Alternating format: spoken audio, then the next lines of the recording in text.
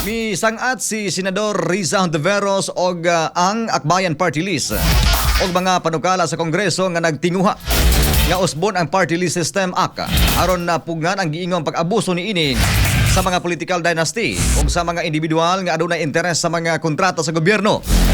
Di pangunahan ni Hontiveros ang Senate Bill number 1656 nga nagdili sa mga membro sa political dynasty nga makapahimulo sa party list system. Nakipusab niini ang pagdili sa mga party list nominee o representante nga adunay direktang interes sa mga kontrata sa gobyerno. Sa Kamara di Representantes, gisangat usab ang katumbas sa panukala nga House Bill number 7074. Sa Akbayan Party List ni Representative nga sila si Chel Diokno, Percy Sindiana og Dada Ismula, kauban si Dinagat Island Representative Kaka Bagao. Mato ni Diokno ang tumong sa mga usulang amyenda mao ang pagbakil o pagbalik sa orihinal nga katuyuan sa party list law o pagsiguro nga ang mga sektor nga marginalized mao gyud ang tinuod nga gipresentar sa Kongreso. Apil usab sa panukala ang pagdili sa pagrehistro sa mga party list group nga gihugtan o hango sa mga programa sa telebisyon o radyo nga programa sa tabang sa gobyerno o gipangalan sa mga opisyal sa gobyerno, mga celebrity o unang tuman pa mga nailhan nga mga personalidad.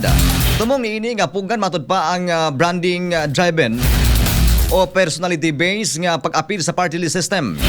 Isugit usab sa duha ka mga panukala ang pagtangtang sa kasamtangang entry set cap sa party list representatives aron makabot ang hingpit nga proporsyonal sa representasyon.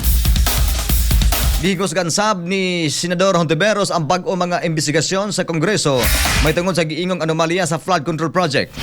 Din mitumaw ang pipila ka mga party list representative nga ang direkta nakapahimulos sa mga proyekto sa gobyerno isip mga kontraktor.